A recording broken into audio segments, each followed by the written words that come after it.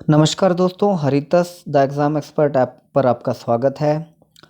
आज हम शुरू कर रहे हैं एक नया बैच जिसमें हम डीएसएसबी के जो पुराने पेपर हैं प्रीवियस ईयर्स के, जिसमें ऑनलाइन एग्ज़ाम्स भी हैं और ऑफलाइन एग्ज़ाम भी शामिल होंगे, उनका सॉल्यूशन विद एक्सप्लेनेशन आपको देंगे ताकि आने वाले डीएसएसबी के जो भी एग्ज़ाम हैं उनमें आपको डीएसएसबी का पैटर्न आपको पता लग जाए। और ये मैं आपको बता देता हूँ कि हर एक जो संस्था होती है, जो रिक्रूटमेंट एजेंसी होती है, तो उसका अपना एक क्वेश्चन बैंक होता है और ज़्यादा से ज़्यादा क्वेश्चंस वो उसी क्वेश्चन बैंक से ही लेते हैं। जो करंट अफेयर के मुद्दे होते हैं सिर्फ वो मुद्दे नए डाले जाते हैं, बाकी ज़्यादातर चीज़ें उन्हीं क्वेश्चंस बैंक में से ली जाती हैं। तो अगर आप डे टू डे बेसिस पर इन प्रीवियस पेपर को देखेंगे, इनका सॉल्यूशन देखेंगे, तो काफ़ी सारी चीज़ें आपको क्लियर होती जाएंगी और आने वाले एग्ज़ाम में आप जीके के पोर्शन में 20 में से 13 से 15 नंबर बना पाएंगे।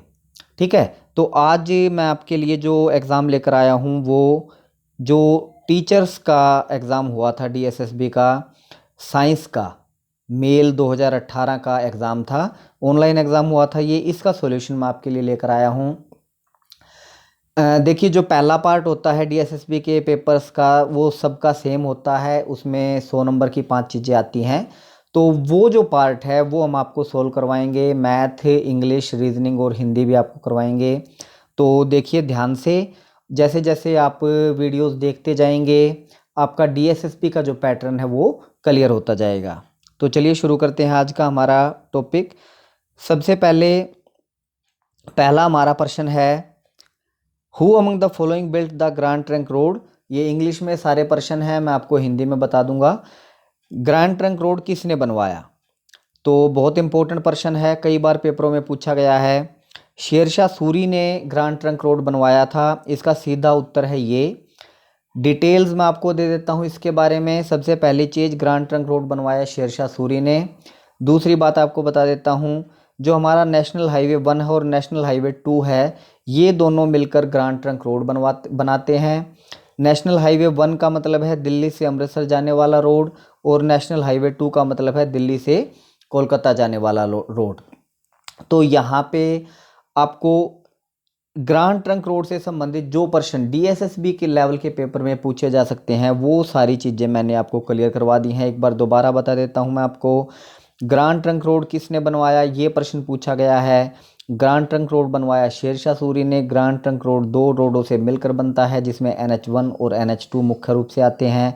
NH1 दिल्ली से अमृतसर और NH2 दिल्ली से कोलकाता वाले रोड को कहते हैं। फिलहाल इन दोनों ही रोड्स का नाम और भी आगे बदल दिया गया है, पर प्रचलित जो नाम है इनका वो NH1 और NH2 के नाम से ही इनको जाना जाता है। एक चीज़ और बता दूं मैं आपको, डीएसएसबी अलाउद्दीन खिलजी, तुगलक, रजिया सुल्तान, शेरशाह सूरी, कहने का मतलब है सल्तनत काल और उसके बाद मुगल काल, इन पीरियड्स में से एक या दो प्रश्न हर बार पूछती है अपने 20 क्वेश्चंस में से। ठीक है, तो जैसे जैसे ये टॉपिक बढ़ते जाएंगे और सल्तनत काल और मुगल काल के जो जो इंपॉर्टेंट टॉपिक इसमें आएंगे उनकी डिटेल्स मैं आपको बताता जाऊंगा। 60 से 70 पेपर अगर आप सोल्व कर लोगे इनके, तो ये मान लीजिए कि मोटी मोटी हिस्ट्री आपकी इसी में कवर हो जाएगी और आपको अलग से कुछ पढ़ने की ज़रूरत नहीं पड़ेगी। चलिए अगले क्वेश्चन की ओर बढ़ते हैं। अगला हमारा क्वेश्चन है, when is the world children day observed bye UNICEF. UNICEF के द्वारा विश्व बाल दिवस कब मनाया जाता है? तो इसका हमारा आंसर है 20 नवंबर। ये मैं आपको बता देता हूँ इसकी डिटेल्स और क्या क्या बन सकते हैं, क्या क्या प्रश्न और पूछे जा सकते हैं। विश्व बाल दिवस मनाया जाता है 20 नवंबर को। राष्ट्रीय बाल दिवस यानी भारत का बाल दिवस कब मनाया जाता है? ज़्यादातर कैंडिडेट जानते होंगे, 14 नवंबर को मनाया जाता है, नेहरू जी की जयंती। विश्व बालिका दिवस मनाया जाता है 11 अक्टूबर को और राष्ट्रीय बालिका दिवस मनाया जाता है 24 जनवरी को।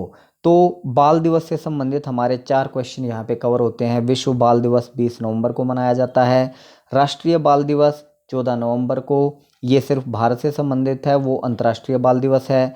विश्व बालिका दिवस 11 अक्टूबर को और राष्ट्रीय बालिका दिवस यानी लड़कियों से संबंधित 24 जनवरी को मनाया जाता है। जो राष्ट्रीय बालिका दिवस है वो इंदिरा गांधी ने इसी दिन 1966 को पहली बार प्रधानमंत्री का पद संभाला था और उन्हीं के उस पर ये दिवस हमारा मनाया जाता है। ठीक है, इसके बाद अगला प्रश्न है हमारा, who won the 2018 Pulitzer prize in poetry category. तो पोइट्री कैटेगरी में यानी साहित्य के क्षेत्र में पुलित्जर पुरस्कार 2018 में किसने जीता? क्योंकि ये पेपर 2018 का है, दिसंबर 2018 में ये पेपर हुआ था, तो ये करंट का मुद्दा उस टाइम पे रहा होगा, इसलिए ये प्रश्न पूछा गया है। तो हमें इसके आंसर से ज़्यादा मतलब नहीं है। क्यों? क्योंकि 2018 का प्रश्न अब पूछे जाने की संभावना बिल्कुल नहीं है। पर पुलित्जर अवार्ड एक इम्पोर्टेंट प्रश्न है और उसने पोइट्री के क्षेत्र के बारे में पूछ लिया है, जबकि पुलित्जर अवार्ड को ज़्यादातर जाना जाता है पत्रकारिता के लिए। तो इसके बारे में और जो डिटेल है वो मैं आपको बता देता हूँ। पुलित्जर अवार्ड मुख्यतः 3 क्षेत्रों में दिया जाता है, पत्रकारिता, संगीत और साहित्य। तो ये हमारा एक प्रश्न बनता है, मुख्य रूप से पुलित्जर अवार्ड कितने क्षेत्रों में दिया जाता है? 3 कैटेगरीज में ये दिया जाता है, पत्रकारिता, संगीत और साहित्य के क्षेत्र में दिया जाता है। प्रश्न ऐसे भी पूछा जा सकता है कि पुलित्जर अवार्ड किस श्रेणी में दिया जाता है या किस श्रेणी में नहीं दिया जाता है? तो पत्रकारिता, संगीत और साहित्य। और इसमें भी अगर मान लो ये तीनों श्रेणी उसने दे दी पुलित्जर अवार्ड, इनमें से किस श्रेणी में मुख्य तौर पर दिया जाता है? तो मुख्य तौर पर आप आंसर देंगे पत्रकारिता के क्षेत्र में। ठीक है, किस देश के द्वारा दिया जाता है? अमेरिका के द्वारा दिया जाता है। कब से दिया जाता है? 1917 से ये दिया जाता है। 2021 में अगर आपका एग्ज़ाम होता है मई या जून के आसपास, तो उससे पहले पहले अगर करंट अफेयर का ये मुद्दा बनता है, पुलित्जर अवार्ड इस वर्ष का 2020-21 का जो अवार्ड होगा उसके बारे में मैं आपको जानकारी आपको दे दूंगा। इसके बाद अगला हमारा प्रश्न है, where is the famous sun temple located? सूर्य मंदिर कहाँ पर स्थित है? तो सूर्य मंदिर भारत में कोणार्क में स्थित है। अब कोणार्क के बारे में आपको थोड़ी सी जानकारी दे देता हूँ। सूर्य मंदिर उड़ीसा के कोणार्क में स्थित है। तो कोणार्क कहाँ पे है? उड़ीसा में स्थित है। सूर्य मंदिर के बारे में बात आई है तो ये किसने बनवाया? गंग शासकों ने बनवाया। अब यहाँ पे आपके एक और प्रश्न बनता है, गंग शासकों का जो राज्य था वो कहाँ पे था? उड़ीसा में। उड़ीसा में कौन से शासक थे? गंग शासक राज्य करते थे। नरसिंह देव प्रथम के द्वारा सूर्य मंदिर का निर्माण करवाया गया था। इसे यूनेस्को की विश्व धरोहर सूची में शामिल किया गया है। यूनेस्को संयुक्त राष्ट्र की एक संस्था है, उसके द्वारा इसे विश्व धरोहर सूची होती है जो अलग अलग देशों में अलग अलग धरोहर हैं, स्थल हैं, विरासत स्थल हैं, तो उनको उस सूची में शामिल किया गया है। तो भारत के भी बहुत सारे स्थलों को शामिल किया गया है, हर वर्ष उनको बढ़ाया जाता है। तो सूर्य मंदिर भी उस स्थलों में शामिल है। तो सूर्य मंदिर से संबंधित जो भी प्रश्न DSSB लेवल के एग्जाम में पूछे जा सकते हैं वो मैंने आपको डिटेल दे दी है। अगले प्रश्न की ओर बढ़ते हैं, who is the head of the government in India? Bharat में सरकार का मुखिया कौन होता है? सरकार का मुखिया भारत में 2 तरह से माना जाता है, एक संवैधानिक प्रमुख और एक वास्तविक प्रमुख। संवैधानिक प्रमुख होता है हमारा राष्ट्रपति और वास्तविक प्रमुख होता है प्रधानमंत्री। इन्होंने इसका आंसर दिया है प्राइम मिनिस्टर। यहाँ पे ये प्रश्न चैलेंजेबल हो सकता है क्योंकि प्रेसिडेंट और प्राइम मिनिस्टर दोनों ही मुखिया होते हैं और इसने कहीं पे भी क्लियर नहीं किया है कि संवैधानिक प्रमुख या फिर वास्तविक प्रमुख। पर हम इनके उत्तर को इसलिए सही मान लेंगे क्योंकि इसने कॉन्स्टिट्यूशनल हेड नहीं कहा, संवैधानिक प्रमुख नहीं कहा, और वास्तविक प्रमुख जो होता है वो प्रधानमंत्री ही होता है, उसी के हाथ में सारी शक्तियां होती हैं।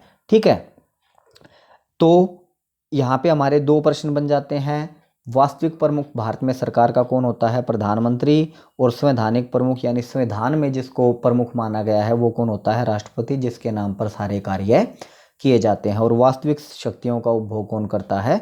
प्रधानमंत्री करता है। आगे बढ़ते हैं।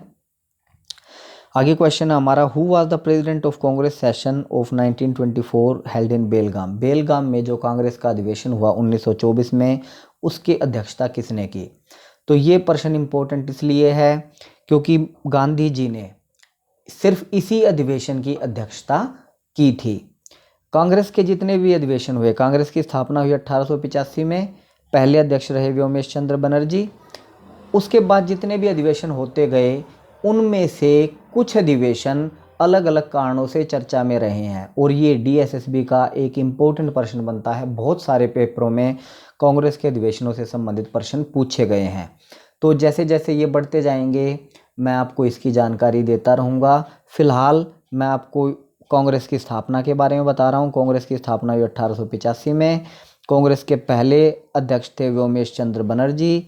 मुंबई में इसका अधिवेशन हुआ था। पहले मुस्लिम अध्यक्ष थे बदरुद्दीन तैयब जी और पहली महिला अध्यक्ष थी एनी बेसेंट। और गांधी जी सिर्फ एकमात्र 1924 बेलगाम के अधिवेशन के अध्यक्ष रहे थे। इसके बाद अगला हमारा प्रश्न है, who among the following founded Ramakrishna Mission. Ramakrishna Mission की स्थापना किसने की थी? रामकृष्ण मिशन की स्थापना की थी स्वामी विवेकानंद ने।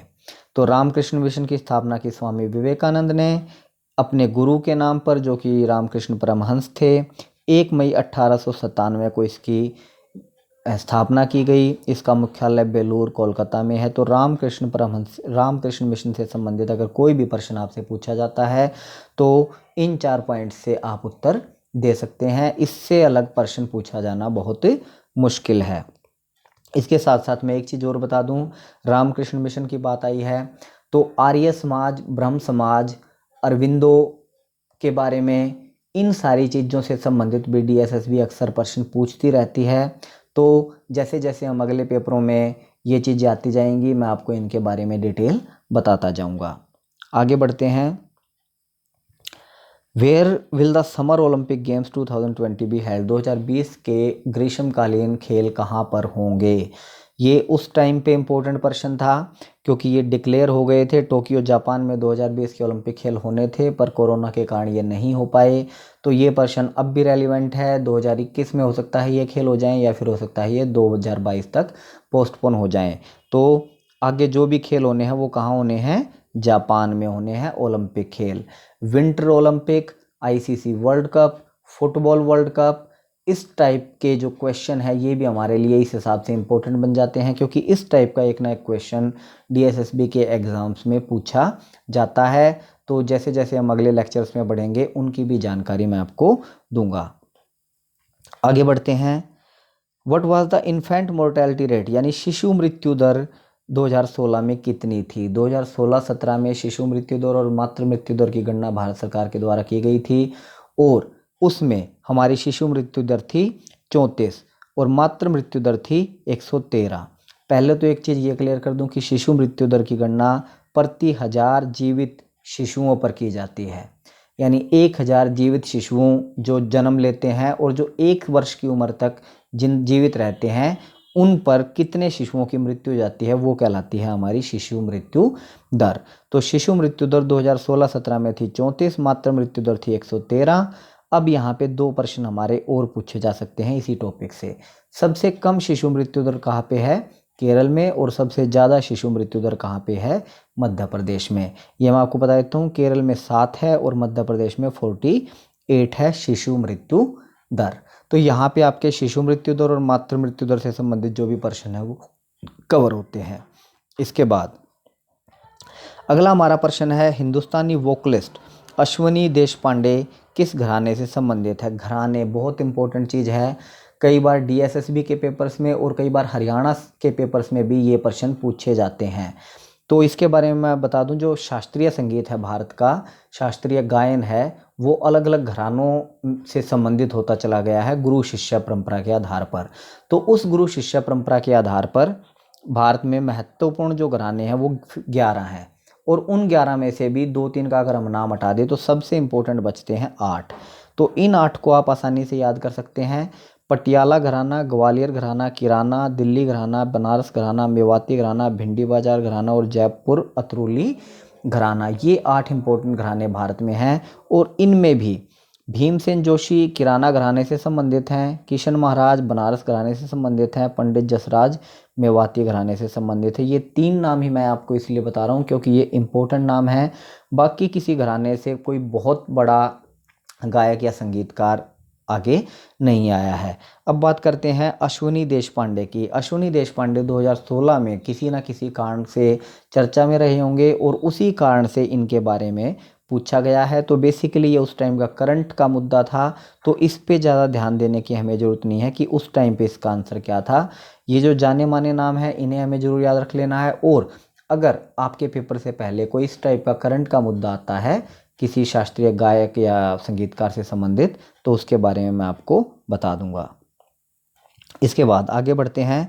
According to article 75 council of minister shall be collectively responsible to the, जो मंत्रिपरिषद होती है वो अनुच्छेद 75 के आधार पर किसके प्रति उत्तरदायी होती है। आपने राजनीति शास्त्र में ये प्रश्न पढ़ा होगा, अगर नहीं पढ़ा है तो मैं बता देता हूँ, बहुत इंपॉर्टेंट प्रश्न है हर एक पेपर के पॉइंट ऑफ व्यू से। जो मिनिस्टर होते हैं या प्रधानमंत्री होते हैं वो हाउस ऑफ द पीपल यानी लोकसभा के प्रति उत्तरदायी होते हैं, राज्यसभा से उनका कोई लेना देना नहीं होता। अगर लोकसभा ये बिल पास कर दे कि किसी मंत्री के प्रति उन्हें विश्वास नहीं है तो पूरे मंत्रिमंडल को इस्तीफा देना पड़ेगा, प्रधानमंत्री सहित।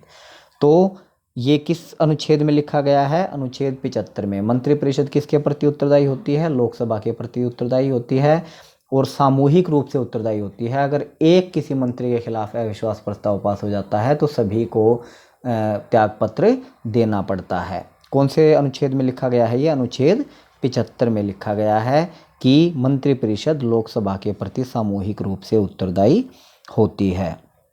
अगले प्रश्न की ओर बढ़ते हैं। ये थोड़ा सा आपको देखने में कठिनाई होगी, ये मैं बता देता हूँ पढ़कर आपको। किस कंपनी पेप्सिको की किस सीईओ को 12 वर्ष के बाद त्यागपत्र देना पड़ा? तो ये उस टाइम पे करंट का मुद्दा रहा था। उस टाइम पे इंदिरा नूई को पेप्सिको के पद से हटना पड़ा था। तो अब यहाँ पे ये जो 3 और ऑप्शन है ये इंपॉर्टेंट नाम है, इसलिए इनकी डिटेल में दे देता हूँ आपको।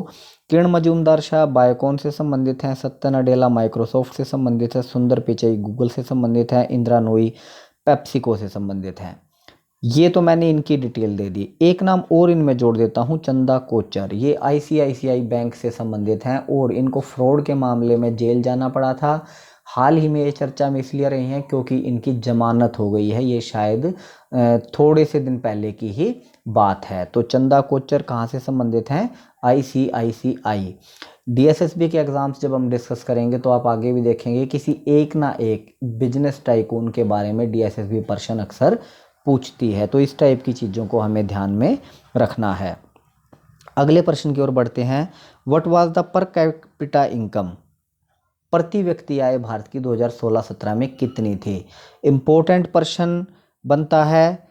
82,269 थी। 2016-17 की बात कर रहे हैं। अगर आज के संदर्भ में हम इस प्रश्न को लेंगे तो 11,254, इसको आप 12 से गुना कर लेंगे तो वो वर्ष की आ जाएगी, क्योंकि उन्होंने वर्ष की पूछा है।